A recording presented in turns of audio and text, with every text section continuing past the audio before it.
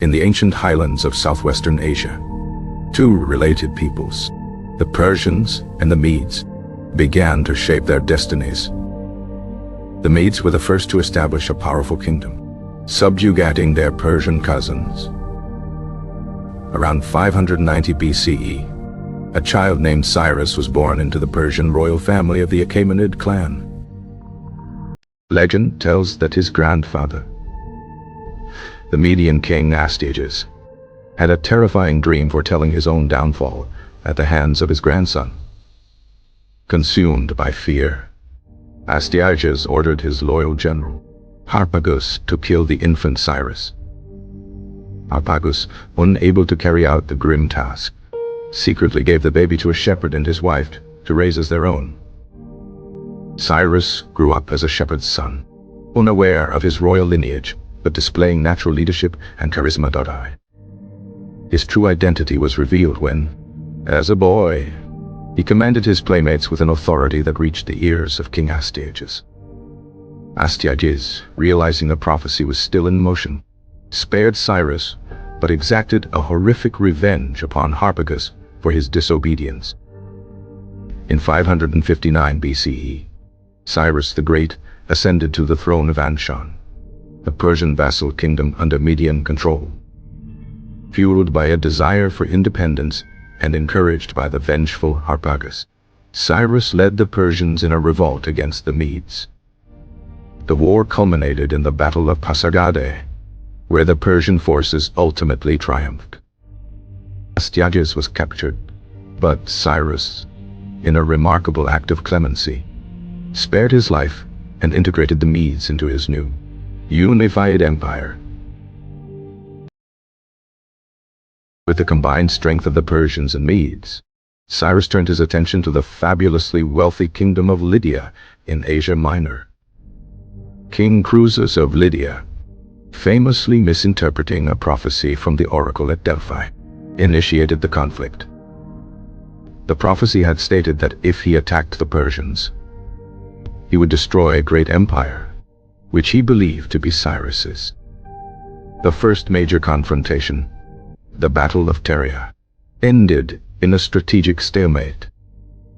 Believing the campaign season was over, Xerxes disbanded his coalition army and returned to his capital, Xerxes.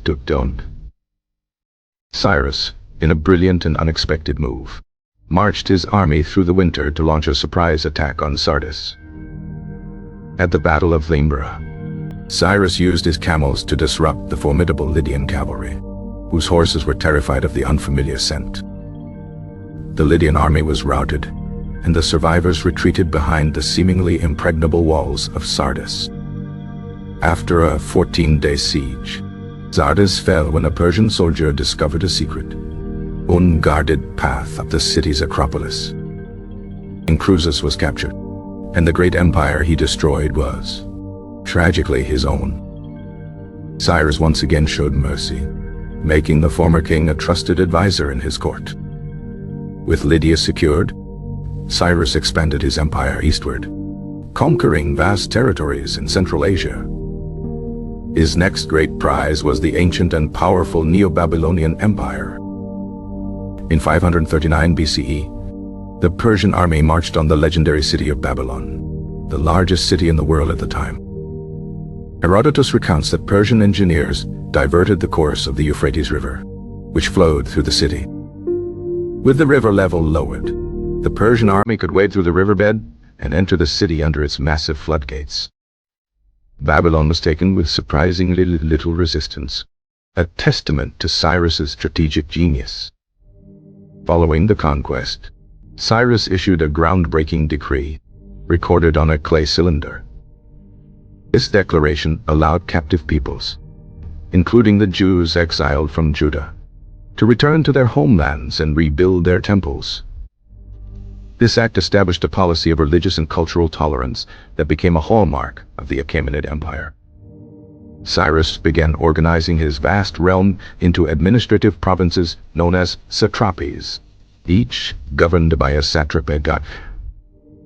His reign was not just one of conquest, but of creating a stable and well-administered state. In 530 BCE, Cyrus met his end while campaigning against the Massagetae, a nomadic people in Central Asia. He was succeeded by his son, Cambyses II, who lacked his father's diplomatic skill and temperament. Cambyses's primary ambition was to fulfill his father's plan of conquering the ancient kingdom of Egypt. In 525 BCE, he led a massive Persian force across the Sinai Desert to invade Egypt. At the decisive Battle of Pelusium, Cambyses reportedly ordered his troops to carry cats and other animals sacred to the Egyptians on their shields. The Egyptian archers were reluctant to fire for fear of harming the sacred animals, leading to a swift Persian victory. Cambyses was crowned pharaoh of Egypt, but his rule there was marked by cruelty and disrespect for local traditions. His subsequent campaigns into Nubia and the Libyan desert were disastrous failures, with his armies succumbing to the harsh environment. In 522 BCE, while returning to Persia, Cambyses learned that a magus named Gomata had usurped the throne, claiming to be his deceased brother, Smerdis. Shortly after receiving this news, Cambyses died under mysterious circumstances, with some sources claiming it was an accident and others suicide. The usurper Gomata ruled for several months, gaining popularity by granting tax remissions. However, a distant cousin of Cambyses, Darius, grew suspicious of the new king. Darius conspired with 6 other noble Persians to overthrow the man they believed to be an impostor. In a daring raid, the 7 conspirators stormed the fortress where Gomata resided and assassinated him. Darius ascended to the throne, but his claim was immediately challenged by widespread revolts across the empire. Darius spent the first years of his reign in constant warfare, methodically crushing 19 major rebellions. To legitimize his rule and document his victories, he commissioned the monumental Behistun inscription. This carving, high on a cliff face in modern-day Iran, depicts Darius triumphing over his enemies and tells his story in 3 languages. The empire pacified, Darius proved to be a brilliant administrator, even more so than Cyrus. He perfected the satrapy system, dividing the empire into 20 provinces with clear tax obligations. He introduced a standardized gold coin, the daric, which facilitated trade and unified the imperial economy. Darius also established the Royal Road, a highway stretching over 1,600 miles from Susa to Sardis. This road was equipped with posting stations that allowed royal couriers to travel its length in just 7 days. He initiated massive construction projects, most notably the grand ceremonial capital of Persepolis. Around 513 BCE, Darius launched a major campaign into Europe against the Scythians, a nomadic people north of the Black Sea. The campaign was ultimately a failure, as the Scythians refused to engage in a pitched battle, instead practicing a scorched earth retreat. In 499 BCE, the Ionian Greek cities on the coast of Asia Minor, which were under Persian rule, revolted. They were aided by Athens and Eretria, 2 city-states from mainland Greece. The rebels managed to march inland and burn Sardis, the regional Persian capital, an act that enraged Darius. After several years, the Persians crushed the Ionian revolt, reasserting their control over the region. Darius, however, swore vengeance on Athens for its role in the burning of Sardis. In 492 BCE, he launched his first punitive expedition against Greece, led by his son-in-law Mardonius. This initial invasion was thwarted when a violent storm wrecked the Persian fleet off the treacherous coast of Mount Athos. Undeterred, Darius sent a second, seaborne-only force 2 years later, in 490 BCE. This expedition, led by the generals Datis and Artaphernes, aimed directly for Athens. After capturing Eretria, the Persian force landed on the beach at Marathon, about 26 miles from Athens. A heavily outnumbered Athenian army, with only a small contingent of Plataean allies, marched out to confront them. In the ensuing Battle of Marathon, the brilliant tactics of the Athenian general Miltiades led to a shocking and decisive Greek victory.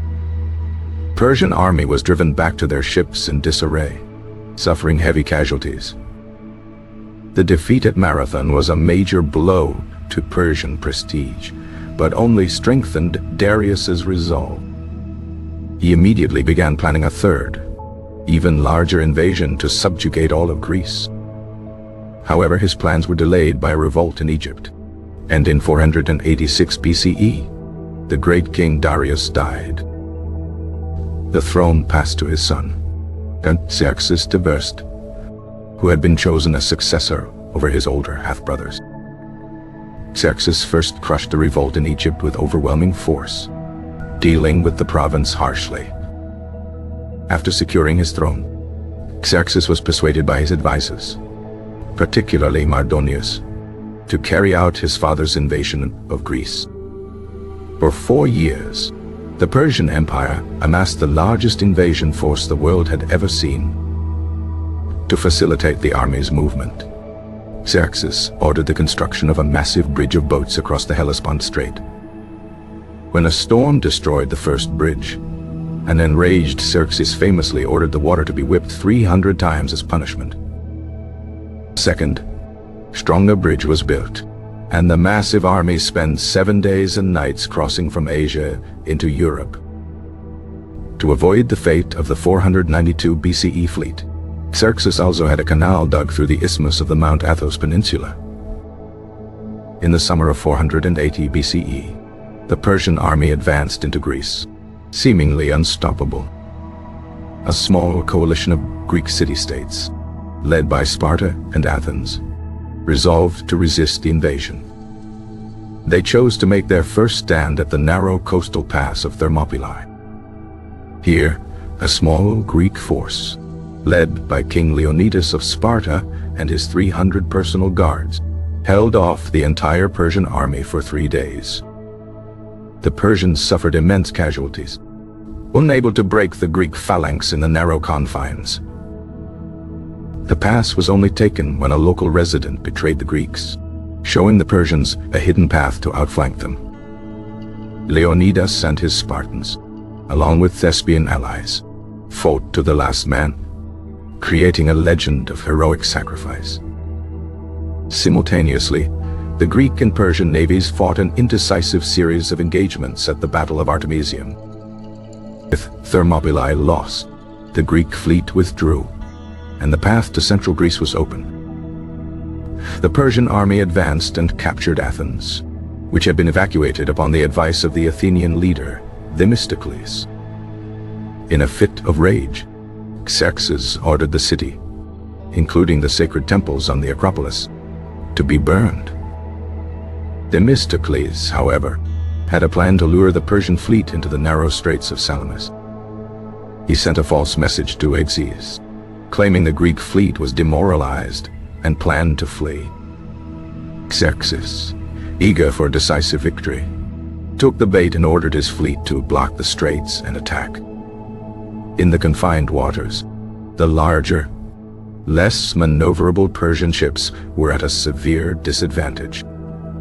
The smaller, more agile Greek triremes rode out to ram and sink the Persian vessels, leading to a catastrophic defeat for Xerxes. Battle of Salamis was a stunning victory for the Greeks and a turning point in the war. Fearing his bridge of boats would be destroyed, trapping him in Europe, Xerxes retreated to Asia with the bulk of his army. He left his general, Mardonius, with a still large and formidable army to continue the campaign the following year. In 479 BCE, the final land battle of the invasion took place at Plataea. The united Greek forces, under Spartan command, decisively defeated the Persian army, and Mardonius was killed. On the same day, at the Battle of Mycale, the Greek fleet landed on the coast of Asia Minor and destroyed the remnants of the Persian navy. These twin victories marked the end of the Persian invasion and the beginning of the end for their ambitions in the Aegean. Xerxes returned to a court rife with intrigue and focused on lavish building projects at Persepolis. The gate of all nations at Persepolis, a testament to the empire's diversity, was completed during his reign. In 465 BCE, after a 21-year reign, Xerxes was assassinated in his bedchamber as part of a palace conspiracy. The rise of the Persian Empire, from the unification by Cyrus to the hubris of Xerxes, had reshaped the ancient world.